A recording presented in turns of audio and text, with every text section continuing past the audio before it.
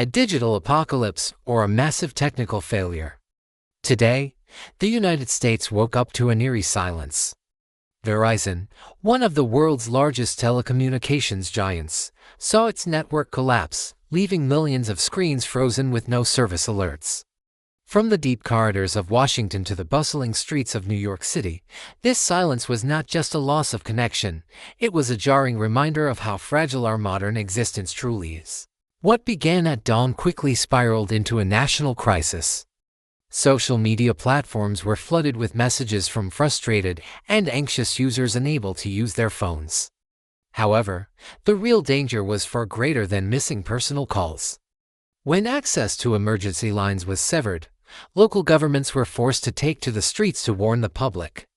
In a digital age, we painfully experienced what happens when our voices can no longer be heard by those who help. The mayor of New York City and Washington state officials issued a series of emergency notifications. The alerts emphasized that 911 services might be unreachable via standard calls, urging citizens to try texting or to head to the nearest police station in case of an emergency. This was one of those critical moments in the heart of metropolitan life where technology failed us completely. The digital nervous system of these great cities was paralyzed. The scope of the outage extended far beyond individual users. Banking transactions came to a standstill, delivery services lost their routes, and thousands of remote workers were unable to perform their duties. Disruptions in the logistics sector caused a short-term shockwave through the supply chain.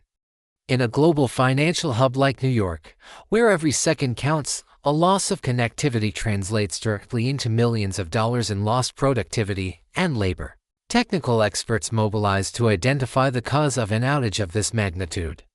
Initial estimates focused on a routing error in the core network or a major software update gone wrong. However, cybersecurity specialists also meticulously investigated whether this could be a coordinated attack. Occurring simultaneously in the nation's capital and its largest city, the incident reignited debates over national security. How secure is the infrastructure we rely on?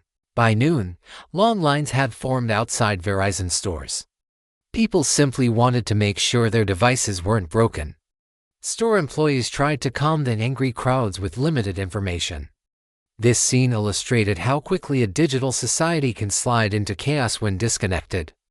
Smartphones are no longer just devices, they have become digital appendages that allow us to hold onto life. Their silence was perceived as a physical loss by many. The Federal Communications Commission (FCC) announced that a formal investigation into the incident had been launched, and Washington's political circles. Discussions began about redefining telecommunications infrastructure as a critical national security asset.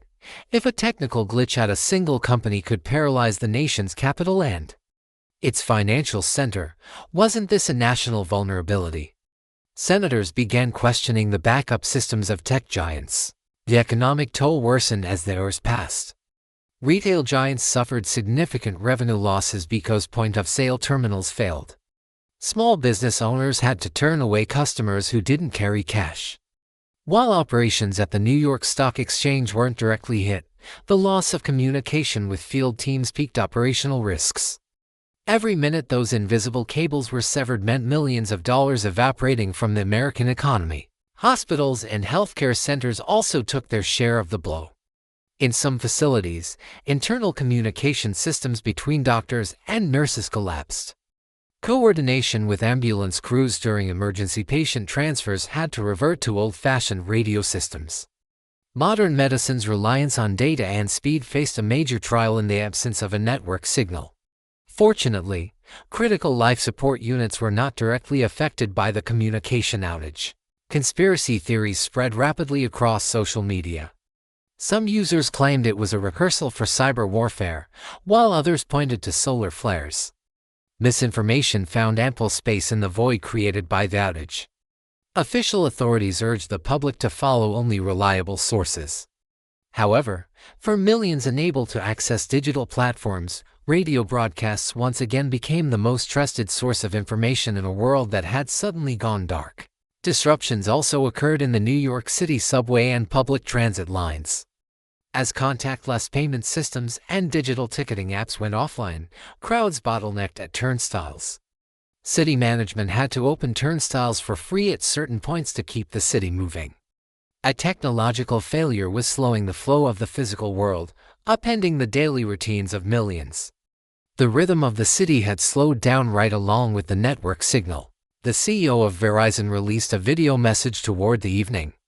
Apologizing for the inconvenience, the management stated that engineers were working 24/7 to resolve the issue. However, the statement still did not clarify the exact cause of the outage. This uncertainty created anxiety among investors, leading to a sudden drop in the company's stock price. Trust had been shaken, and rebuilding that trust would be much harder than repairing the physical network. There were hidden heroes who emerged during the outage. Neighbors opened their doors to one another, shared Wi-Fi passwords, and elderly residents with landlines let younger neighbors use their phones to contact family. This reminded us how strong physical solidarity remains in a world where technology often isolates us. Ironically, the digital disconnection brought some people together in the real world, strengthening the social fabric in unexpected ways. By evening, network signals began to gradually return in some areas. Phones came back to life in specific neighborhoods of Washington and New York. However, returning to full capacity would take time. Experts warned against the thundering herd effect. Millions of phones trying to connect at once could cause a new crash. The restoration of the network was being carried out region by region, with the precision and care of a delicate surgical operation. In the wake of the crisis, the concepts of redundancy and diversity returned to the forefront of the tech world. The risks of relying on a single carrier began to be discussed at both individual and corporate levels. Many companies decided to switch to dual SIM systems or different infrastructure providers to avoid similar situations in the future. This outage served as a costly lesson, demonstrating just how fragile our current digital strategies truly are. Cybersecurity analysts continued to examine the technical details of the event. Emerging findings strengthened the possibility of a BGP routing error. This meant a mistake in the Internet's address book had redirected all traffic into a dead end. Whether intentional or not, this error showed how global communication could be paralyzed by a simple mistake. A small code error in cyberspace had triggered a massive earthquake in the physical world. Legal experts began preparing for compensation lawsuits. Businesses that lost money and individuals who suffered during the outage signaled potential class action suits. Service continuity clauses in telecommunications contracts were placed under the microscope. Verizon's offer of a mere one-day credit was unlikely to quench the public's anger. The legal process would become one of the most significant agenda items in the tech world for the coming months. International observers closely followed this incident in the U.S. Telecom companies in other countries held emergency meetings to review their own infrastructures. This communication catastrophe at the heart of a superpower triggered a global digital dependency crisis. The modern world is desperate not just for energy, but for a continuous flow of data. When data stops, life itself nears a standstill. This was a clear warning to the entire world. Ultimately, the Verizon outage was not just a technical glitch, it was a societal mirror. It painted a picture of our obsession with speed, our blind faith in technology, and how unprepared we are for its absence. Washington and New York City are back online, and the signal bars are full, but the echoes of this silence will not be forgotten for a long time.